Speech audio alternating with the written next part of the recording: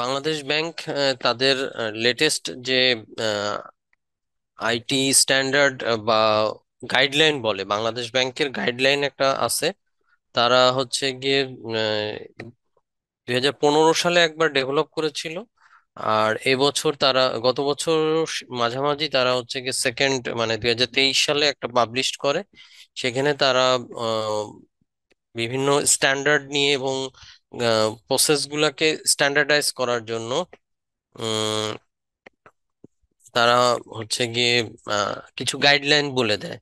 সেই গাইডলাইনের আলোকে এখানে 9.2.21-এ গাইডলাইনে বলা আছে যে প্রত্যেকটা organisation shall develop a backup data backup recovery policy in BCP business continuation plan.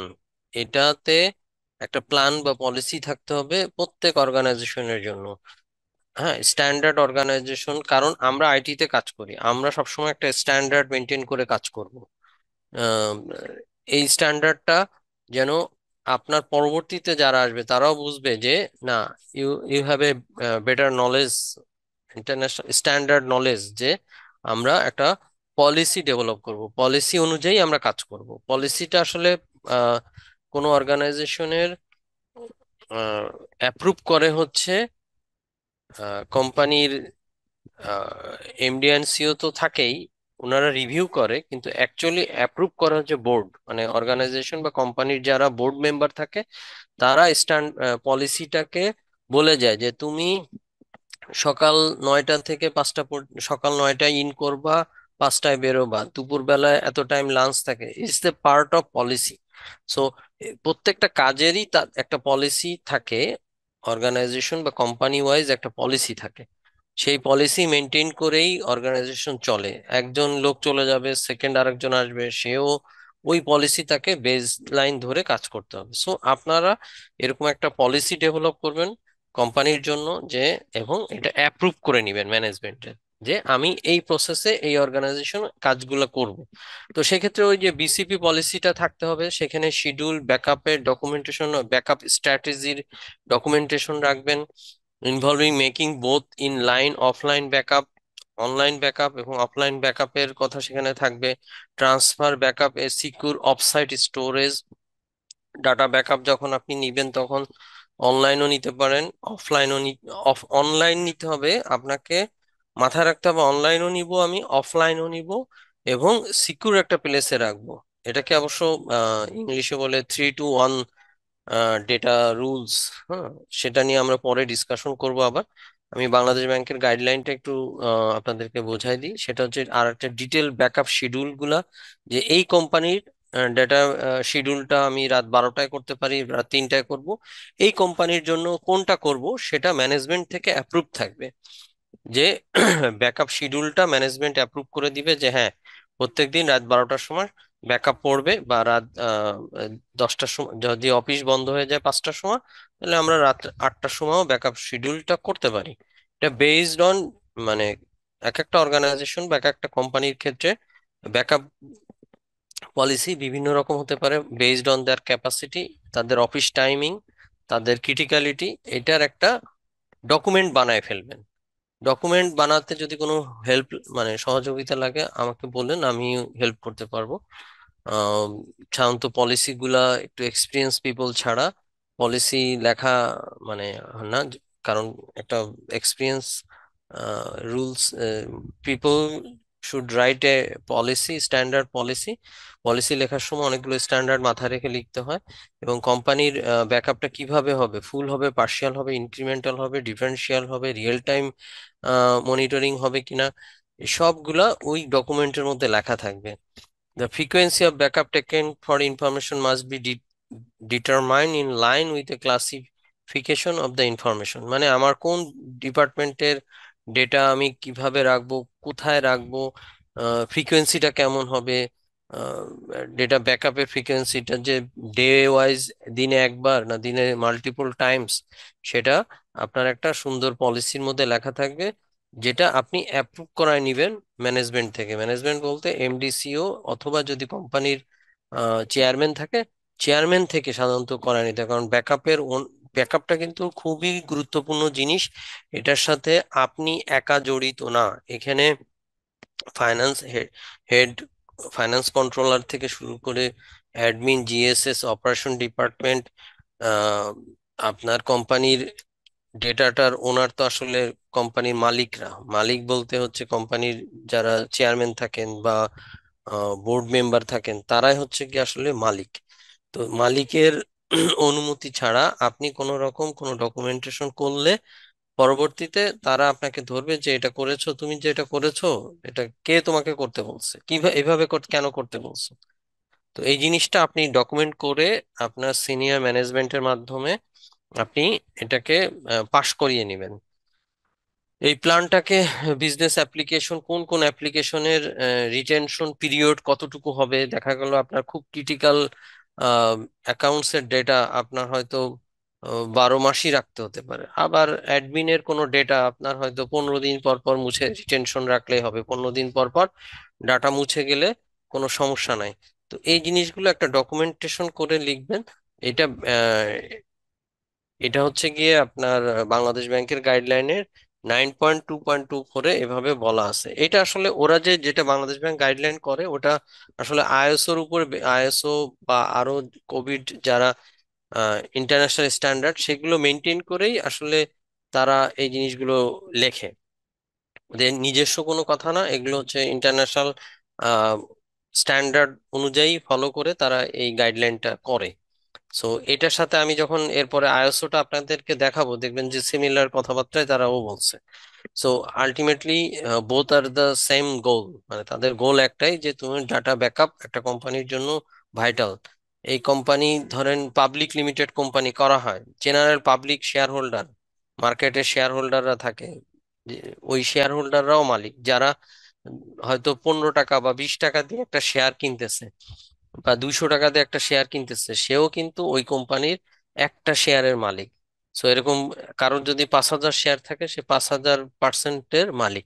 তো তারা তাদের এই অ্যাসেট, এই ইনফরমেশন গুলাই তো আসলে অ্যাসেট। কোম্পানির চেয়ার টেবিলও যেমন অ্যাসেট, তার চেয়েও বেশি ইম্পর্টেন্ট হচ্ছে ইনফরমেশন। সো ইনফরমেশন অ্যাসেটটা আপনি কি ব্যাকআপ নিবেন আর আপনার ম্যানেজমেন্ট জানবে না, এটা আপনি কখনো করবেন না। সেটা যত ছোট অর্গানাইজেশন হোক আর যত বড় অর্গানাইজেশন। কারণ ব্যাকআপ যখন সলিউশন করবেন বা ব্যাকআপ ডিজাইন করবেন, ব্যাকআপ করবেন, তখন অবশ্যই ডকুমেন্টেশনটা অ্যাপ্রুভ করে নেবেন। তারপরে ব্যাকআপ গুলো কোন মিডিয়াতে রাখতেছেন, সেগুলো লেবেল কিভাবে হবে, কি কন্টেন্টে আপনি, মানে আপনি ডকুমেন্টেশনটা যদি করে রাখেন যে আমি ব্যাকআপের, যদি টেপে হয় টেপের লেবেল করব, অথবা আমি যে ফাইল ফরম্যাটের ফোল্ডার করব, মান্থ ওয়াইজ করব না হাফ মান্থ ওয়াইজ করব, উইকলি করব, এইভাবে লেবেলিং করে, ফোল্ডারে লেবেলিং করে আমি ব্যাকআপ রাখবো। ব্যাকআপ পলিসির মধ্যে কি লেবেল দিব সেটা আপনি ওই ডকুমেন্টের মধ্যে লিখে দিবেন যে আমি ব্যাকআপ রাখা হচ্ছে weekly or daily, per date wise, including time. তাহলে আপনার রিস্টোরের সময় ওই রিস্টোর প্রসেস যখন লিখবেন তখন ওই ওই মেথড গুলোই কাজে লাগবে। আপনার অবর্তমানে কেউ যদি রিস্টোর করতে আসে, এই ডকুমেন্ট দেখে সে রিস্টোর করতে পারবে। ক্লাসিফাই, এখানে ওই জন্য বলছে যে backup cycle, backup serial identifier, backup date, classification on information content. মানে ধরেন এটা অ্যাকাউন্টস এর ডেটা না, বিজনেস টিমের ডেটা না, অ্যাডমিন টিমের ডেটা। হ্যাঁ, সো অ্যাডমিনিস্ট্রেশন বা সিকিউরিটি টিমের ডেটা, এগুলো বা ডেভেলপারদের ডেটা, এগুলো আপনি ক্লাসিফাইড করবেন। হ্যাঁ, তারপরে হচ্ছে গিয়ে লগ মেনটেন করবেন। এই ব্যাকআপের ইনভেন্টরি থাকবে, যেখানে একদম ওই যে এর আগের দিন আপনাদের সাথে মনে হয় আমি এক্সেল একটা ফাইল দিয়েছি, ওখানে কিন্তু ব্যাকআপের ইনভেন্টরি কিন্তু ওইটা। আপনাকে যদি বলে ভাই আপনার ব্যাকআপের ইনভেন্টরিটা নিয়ে আসেন, আমরা যখন ব্যাকআপ সলিউশন ডিজাইন করি বা সাজাই, তখন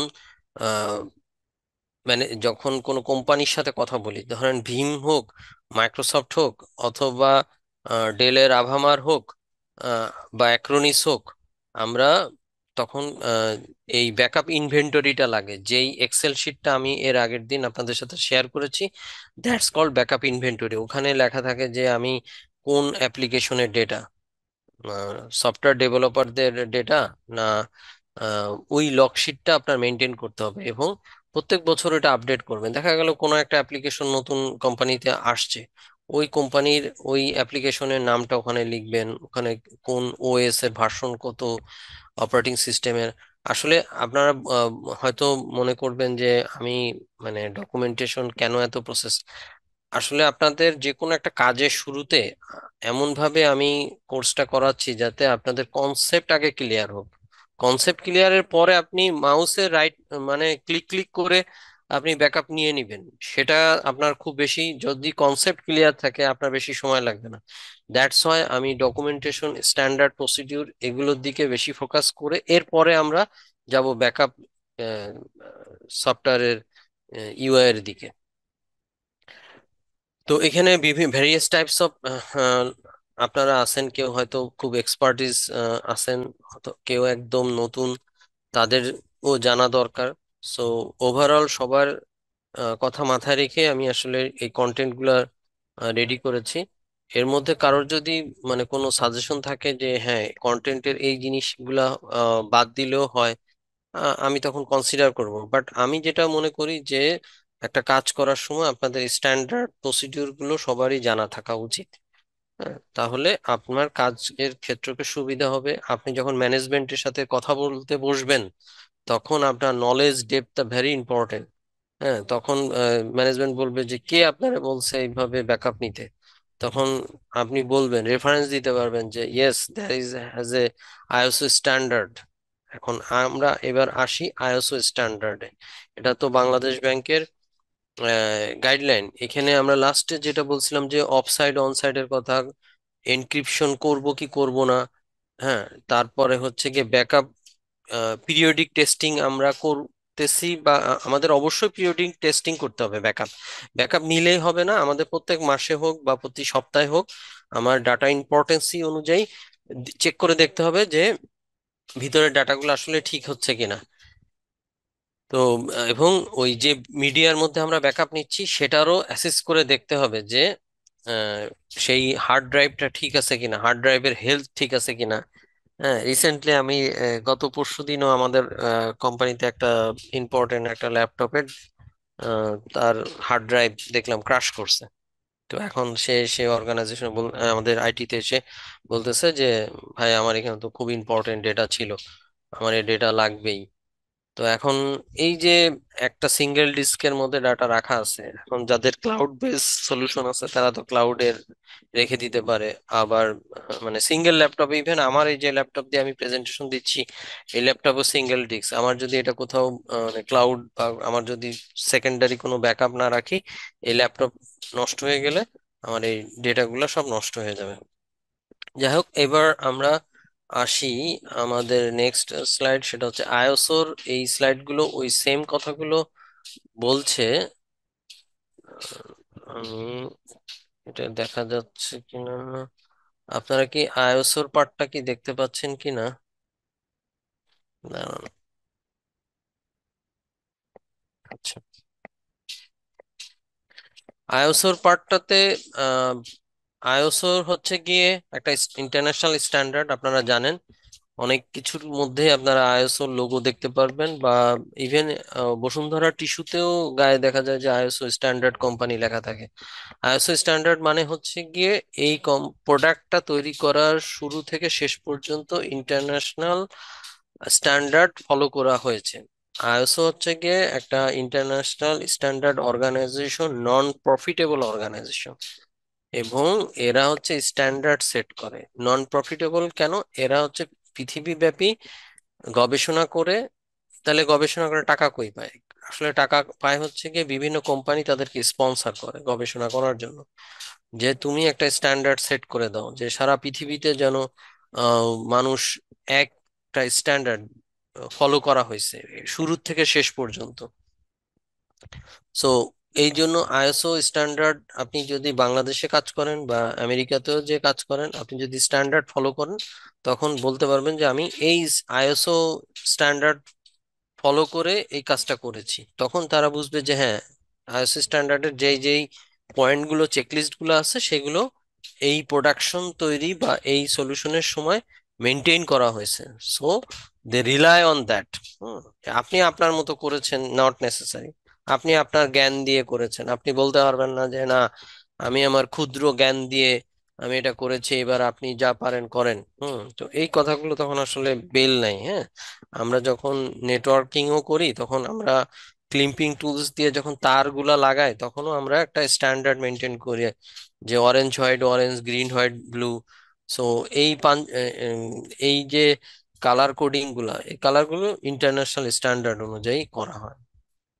সো সেরকম এখানে আইএসওর স্ট্যান্ডার্ডটা আসলে নাম্বারিং এর উপরে হয়। আইএসও 270040 এবং আইএসও IEC 270031, এই নাম্বারিং এর উপরে আসলে ব্যাকআপ এবং রিস্টোরেশনের স্ট্যান্ডার্ডটা ফলো করে। তারা হচ্ছে কি বলছে যে ব্যাকআপ স্টোরেজ সিকিউরিটি, মানে আপনি যেখানে ডাটা রাখতেছেন সেটার সিকিউরিটি এনশিওর করবেন, যে স্টোরেজটা যাতে কেউ নিয়ে না চলে যায়, যে আপনার একটা পোর্টেবল ডিস্ক, সেটার security. Data integrity, data integrity মানে আপনি যখন ডাটা আপনার অপ- মানে মেইন প্রোডাকশন এরিয়া থেকে ব্যাকআপটা যখন পড়তেছে, এটা যেন ইন্টিগ্রিটি সেম ডাটাটাই পড়ে, যেন কোনো মডিফাই না হয়। ধরেন ওখানে আপনি লিখেছেন যে 5টা ডাটা ছিল, এই সরি 500 মেগাবাইটের একটা ফাইল। এখন ওইটা আপনার এখানে আপনার পড়ছে হয়তো 200 মেগাবাইটের ফাইল, একটা ফোল্ডার পড়ছে, মাঝখানে হয়তো 300 মেগাবাইট ইয়ে হয়ে গেছে, লস্ট হয়ে গেছে, বা কপি করছেন আসে নাই, বা ডাটা যে টার্ম দিছেন, সেই ডাটা ইন্টিগ্রিটিটা ঠিক রাখতে হবে, যে ওখানে আমার প্রোডাকশনে যে পরিমাণ ডেটা 500 জিবি, আমার মানে ব্যাকআপ নেওয়ার পরেও যেন 500 জিবি থাকে।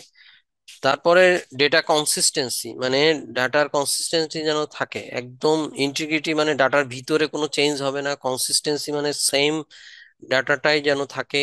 এর আহ, কোনো যেন মডিফিকেশন না হয়। আমি টেকনিকটাকে কি করব, এই পয়েন্টগুলো। তারপরে ভার্সন কন্ট্রোল করব। ভার্সন কন্ট্রোল করতে বললে যেটাকে বোঝায় আসলে, সেটা হচ্ছে কি আপনার নেমিংটা বা লেবেলিংটাকে ওরা বোঝাচ্ছে। হ্যাঁ, তো এই জিনিসগুলো আপনাদের সাথে জাস্ট শেয়ার করতেছি। আপনারা জাস্ট মাথায় রাখবেন যে আইএসও স্ট্যান্ডার্ডে এই পয়েন্টগুলো ওরা মাথায় রাখতে বলছে, টু ডিজাইন এ ব্যাকআপ সলিউশন। ডেটা সিকিউরিটিটাকে এনশিওর করতে বলছে, যে এক্সেস কন্ট্রোল, কারা কারা ওই ব্যাকআপের ভিতরে এক্সেস করতে পারবে, তাদের রোল কি হবে। হ্যাঁ, রোল বেজও পলিসি থাকবে, যে একজন, আপনি অ্যাডমিন, আপনার টিমের একজন জুনিয়র স্টুডেন্ট থাকবে, তারে হচ্ছে কি অপারেশন পাওয়ার দিয়ে দিবেন, শুধুমাত্র হচ্ছে পাওয়ার ইউজার। সে শুধু ব্যাকআপ গুলা মনিটর করতে পারবে, সে মডিফাই করতে পারবে না, রিস্টোর করতে পারবে না। সে শুধু মনিটর করবে যে ব্যাকআপ ঠিক মতো পড়ছে কিনা। সো এরকম আপনার রোল ডিফাইন করা থাকবে। এনক্রিপশন মেথডটা আপনি রাখতে পারেন, যেমন এখানে এনক্রিপশন মেথডের কথা যেটা বলা আছে, যেমন লাইক AES 256। AES 256টা কি? AES 256 এর ডেফিনেশন আমরা অবভিয়াসলি পরে ক্লিয়ার করে দেবো। সো এরকম অনেক জার্গন আছে যেগুলো আপনারা আহ, আজকের ক্লাসগুলোতে শিখতে পারবেন। যেমন হচ্ছে কি অডিট ট্রায়াল, যে অডিট ট্রায়াল ডাটাটা কে ব্যাকআপ নিচ্ছে, কোথায় রাখতেছে, সেই অডিটটা একটা লগ যেন পড়ে। হুম, কারণ ওই অডিটর এসে প্রথমে চেক করবে যে তোমার ব্যাকআপ যে পড়ে, উনি তো আর ধরে ধরে ডাটার ভিতরে ঢুকে চেক করবে না। ধরেন 3 টিবি ডাটা অডিটর ভিতরে ঢুকে ঢুকে চেক করবে না, ও দেখবে হচ্ছে গিয়ে রাত 12টার সময় হচ্ছে গিয়ে ট্রায়াল, অডিট ট্রায়াল চাবে, ওই লগ চাবে। ওই লগের মধ্যে বলা থাকবে যে হ্যাঁ, রাত 12টা থেকে রাত 3টা পর্যন্ত ব্যাকআপ হয়েছে, এবং ব্যাকআপের রাত 12টা থেকে 3টা পর্যন্ত ব্যাকআপ হয়েছে, এবং ব্যাকআপের ইয়েটা লগটা হচ্ছে ইম্পর্টেন্ট, যে ফুল ব্যাকআপ হয়েছে বা ইনক্রিমেন্টাল হয়েছে বা ব্যাকআপের মধ্যে এরর আছে কিনা। অডিটর এসে অডিট ট্রায়াল দেখে সাধারণত। তারপরে মেনটেন ডিটেল লগ, এই লগগুলো আপনি রেখে দিবেন, কারণ অডিটররা এসে আপনার আসলে এই ব্যাকআপ নিচ্ছেন বা নিচ্ছেন না, ব্যাকআপ ফেল করছে, দেখা গেল যে আপনার টোটাল 300 সার্ভার, 300 সার্ভারের আপনি ব্যাকআপ নিচ্ছেন, তার মধ্যে দেখা গেল 298টা ব্যাকআপ হয়েছে, 2টা সার্ভারে এরর দিছে, কারণ ওই 2টা সার্ভারে অনেক সময় রাত 12টার সময় মেনটেনেন্স চলছে বা ডেভেলপার টিম ওখানে কাজ করছে, যখন ওরা কাজ করে তখন আসলে ব্যাকআপ হয় না। তো এই জন্য আপনার টিম যদি খুব বড় হয়, তাদেরকে আপনি অবগত করে রাখবেন যে before going to implement or modification or anything, please consider যে 12টা থেকে রাত 3টা পর্যন্ত বা 12টা থেকে 1টা পর্যন্ত এই টাইমটা তুমি কনসিডার করবা as a backup period. So আপনারা ওই যারা সিস্টেম অ্যাডমিনে কাজ করবেন তারা এই জিনিসগুলা আপনাদের টিমের সাথে কনভয় করে রাখবেন, যে কোনো একটা ডেপ্লয়মেন্ট হবে আজকে রাতে, আপনি অবশ্যই আগে বলবেন যে আমার কিন্তু এই কয়টার সময় ব্যাকআপ চলে, তাহলে আপনি দরকার হলে পজ করে রাখবেন। পজ না করলে দেখা যাবে যে সে ওই গার্বেজ ডাটা টান দিচ্ছে, তখন এরর খাবে। আর এরর গুলা পরবর্তীতে আসলে অডিটররা ম্যানেজ করা খুব কঠিন হয়ে যায়, যে এরর দিছে আপনি কি করছেন, এরর দিছে, তাহলে আপনি পরবর্তীতে আবার ব্যাকআপ নিতে হবে ডে টাইমে, হুইচ ইজ ভেরি ডিফিকাল্ট। তারপরে রেট সম্পর্কে আপনাদের ধারণা থাকতে হবে। রেটটা কেন ধারণা রাখতে হবে, কারণ হচ্ছে কি আপনি যেখানে ডাটাটা ফেলবেন সেটা রেট কনসেপ্টটা আপনার একটু ক্লিয়ার। আমি আজকে ক্লাসে রেডের কিছু জিনিস আপনাদেরকে শিখিয়ে দেবো, দেখিয়ে দেবো, যাতে আপনি ডাটাটা যেখানে রাখতেছেন সেটা সিঙ্গেল ডিস্ক না হয়। সিঙ্গেল ডিস্ক হলে সেটা রিস্ক অনেক হাই হয়ে যায়। ইন্টারন্যাশনালি বলা হয় যে কোনো একটা রেড এর মধ্যে যেন ডাটা থাকে, রেড এর মধ্যে ডিস্ক অ্যারে, তো যাতে এখানে ফেল টলারেন্সটা ভালো থাকে। এখানে আপনারা যারা একদম নতুন তাদের জন্য হয়তো রেড বা এই জিনিসগুলো একটু ডিফিকাল্ট হচ্ছে, আমি এরপরে মানে একটু পরের স্লাইডে আমরা রেড নিয়ে কথা বলবো। আপাতত আমি স্ট্যান্ডার্ডটাকে বললাম, যে স্ট্যান্ডার্ড এই জিনিসগুলো আপনাদের রাখবেন সাথে।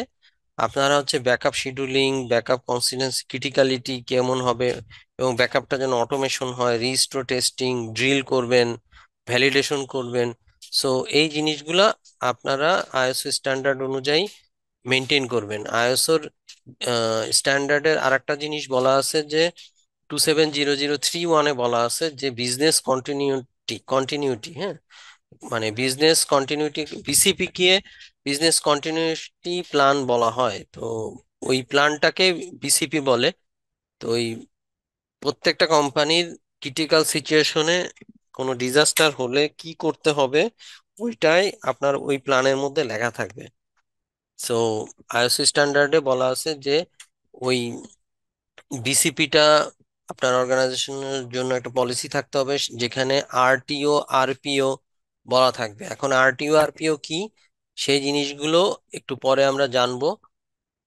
এটা হচ্ছে আইএসও স্ট্যান্ডার্ডের রিকভারি পয়েন্ট অবজেক্টিভ এবং রিকভারি টাইম অবজেক্টিভ, এই জিনিসগুলো আপনাদের কনসেপ্ট ক্লিয়ার থাকতে হবে, এবং যেটা ডিজাস্টার রিকভারি প্ল্যানের একটা গুরুত্বপূর্ণ অংশ। সো এই দুইটা আইএসও এবং বাংলাদেশ ব্যাংক গাইডলাইন, এরা মোটামুটি আলটিমেটলি সেম, তাদের কনসেপ্ট একই। হ্যাঁ, ওরা বাংলায় বলে দিছে আর এখানে ইংলিশে আইএসও স্ট্যান্ডার্ড রেখা আছে। এই জিনিসগুলো আপনারা আপনাদের ডকুমেন্টেশনে রেখে দিবেন জানার ক্ষেত্রে। আর যখন কোনো সলিউশন করবেন তার আগে আপনারা একটু পড়ে নিবেন। পড়ে নিলে যেটা হচ্ছে কি, আপনি বলতে পারবেন যে আমি আইএসও 27003 ক্লোন 2011 অনুযায়ী আমি এই ডিজাইনটা করেছি, যে ইনক্রিমেন্টাল করেছি বা ফুল ব্যাকআপ নিয়েছি, আমি আমার বিসিপি ডিজাইন করেছি, আরটিও কি আরপিও কি সেখানে লেখা থাকবে।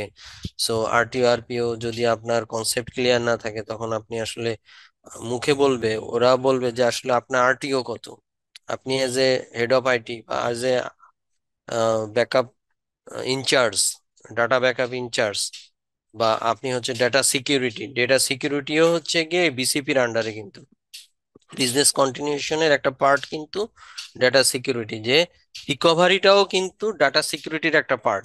কারণ ডিজাস্টার যখন হয়ে যায় তখন আলটিমেটলি সবাই, কোনো র্যানসামওয়্যার হোক বা হ্যাকিং হোক, বা যখন কোনো আপনার সিস্টেম হ্যাক করে আপনাকে সিস্টেম বসায় দেয় বা কন্ট্রোলিং নিয়ে নেয়, নিয়ে নেওয়ার পরে তখন আপনাকে আর দিচ্ছে না, তখন কিন্তু দৌড়ে আসে আপনার কাছে যে ব্যাকআপ ম্যানেজার কে বা ব্যাকআপের দায়িত্ব কার কাছে আছে। তখন এই আপনি বিসিপিটা চালু করে দিবেন। বিসিপি মানে বিজনেস কন্টিনিউশন প্ল্যানে যেটা বলা আছে। সো আপনি যখন ভীম বা এরকম বড় বড় কোম্পানির সাথে বসবেন ডিজাইন করতে বা সফটওয়্যার কিনতে বসবেন, তখন অনেক ওরা জিজ্ঞেস করবে যে আরটিও কত, আপনার আরপিও কত। তো আরটিও আরপি এর উপরে কস্ট অনেক বেড়ে যাবে, আবার কস্ট মিনিমাইজ করতে হবে। তো অর্গানাইজেশনের বাজেটের উপরে বেস করে আরটিও আরপিও করতে হয়। সো আরটিও আরপিও নিয়ে আমরা একটু পরেই আপনাদের কনসেপ্ট ক্লিয়ার করে দেব। সো এই স্ট্যান্ডার্ডটাকে আপনারা মাথায় রাখবেন। আমি দুইটা স্ট্যান্ডার্ড আপনাদের সাথে শেয়ার করে দেব, একটা হচ্ছে আইএসও আর একটা হচ্ছে বাংলাদেশ ব্যাংকের গাইডলাইন। সো এইটা ধরে আপনারা ম্যানেজমেন্টের সাথে মিটিং করতে পারবেন। মিটিং এর আগে বলে নিবেন যে আমার আরটিও আরপিও এরকম, ম্যানেজমেন্ট হয়তো বা আরটিও আরপিও সম্পর্কে বুঝবে না, বাট আপনি সুন্দর করে বুঝাই দিলে ওনারা বুঝবে। এবং এটা খুবই ইম্পর্টেন্ট যে আপনার ম্যানেজমেন্টের কাছ থেকে আপনার অ্যাপ্রুভাল নেওয়া যে আমি কতটুকু রাখবো। হ্যাঁ। সো কি রাখবো, আরটিও কত আওয়ারের রাখবো, আরপিও কত রাখবো, সেই আরপিওটা সেটা আপনার ম্যানেজমেন্টকে বুঝায়ে তাদের কাছ থেকে পাশ করায় নিতে হবে, আদারওয়াইজ পরবর্তীতে আপনি সেফ সাইড থাকার জন্য। হুম। এখন আমরা যাই ম্যানেজমেন্টের সাথে যে আপনি বসবেন মিটিং করতে। তো মিটিং করার পরে আপনি একটা মিটিং মাইনুটস বানাতে হবে, which is very important for every backup manager বা আইটি ম্যানেজার বা ডিপার্টমেন্ট হেড অথবা আইসিটি ডিপার্টমেন্ট হেডে যে কর্মরত আছেন, তাদের জন্য এই ডকুমেন্টটা খুবই ইম্পর্টেন্ট। কারণ এটা আপনার জব বাঁচাবে বা আপনার রেসপন্সিবিলিটিটাকে ক্লিয়ারলি ডিফাইন করা থাকবে যে আপনার সেফ সাইডের জন্য এই ডকুমেন্টটা আপনার জন্য খুবই গুরুত্বপূর্ণ। এটা আপনাদের সাথে আমি শেয়ার করে রাখবো। আপনারা এই মানে মিটিং, এটাকে বলা হয় মিটিং মাইনটস। আপনাদের যারা বিভিন্ন কোম্পানিতে কর্মরত আছেন, তারা এই ধরনের স্ট্যান্ডার্ড হয়তো এর সাথে পরিচিত আছেন, বাট আহ, আমি একটা স্ট্যান্ডার্ড ইয়ে আপনাদের সাথে শেয়ার করছি, মিটিং ম্যানার্স। আপনারা হয়তো দেখতে পাচ্ছেন কিনা একটু যদি আমাকে গাইড বলেন। জি, দেখতে পাচ্ছি। হ্যাঁ। এটা গত ক্লাসেই বোধহয় শেয়ার করার কথা ছিল। আমরা আসলে ওয়েট ওকে। করছিলাম এবং জানতে চাইছিলাম। আচ্ছা আচ্ছা আচ্ছা, সরি, আমি ঠিক আসলে আছে। স্টেপ বাই স্টেপ আগাচ্ছি তো। সো এইটা একটা মিটিং মাইনটস, এটা আপনাকে খুবই খুবই হেল্প করবে। এরকম একটা অনেক ফরম্যাট থাকবে মার্কেটে, বাট এটা আমি ওই যে যখন দেশে বাইরে গিয়েছিলাম তখন ওদের আরসিবি ব্যাংক আছে, royal bank of Canada. So বলতে অসুবিধা নাই, কারণ ওরা এরকম একটা ফরম্যাট দেখেছি স্ট্যান্ডার্ড, যে আইটি স্টিয়ারিং কমিটি একটা মিটিং কল করবেন আপনি যখন আপনি হেড অফ আইটি হন, বা আপনার বসকে আপনি বলবেন যে বস আমরা ব্যাকআপ সলিউশনের জন্য আমাদের একটা মিটিং করতে হবে এমডি বা সিইও দের সাথে, ডিপার্টমেন্ট হেডদের সাথে। সেই মিটিং এর মাইনুটস আপনি লিখতে হবে। ধরেন মিটিং এ এখানে বলা আছে যে একটা আপনি দিবেন যে এততম আইটি স্টিয়ারিং কমিটি মিটিং, অথবা বলতে পারেন যে 39তম না হোক, আপনার ওখানে বলতে পারেন যে IT steering committee meeting held on May, ওই এটা হচ্ছে জুলাই জুলাই 2024, এভাবেও দিতে পারেন। যাদের ফ্রিকোয়েন্টলি আইটি মানে মিটিং হয়, তারা ওই ফ্রিকোয়েন্ট মানে প্রত্যেক মাসে তারা নাম্বারিং করে, যেমন। আবার যারা ফ্রিকোয়েন্ট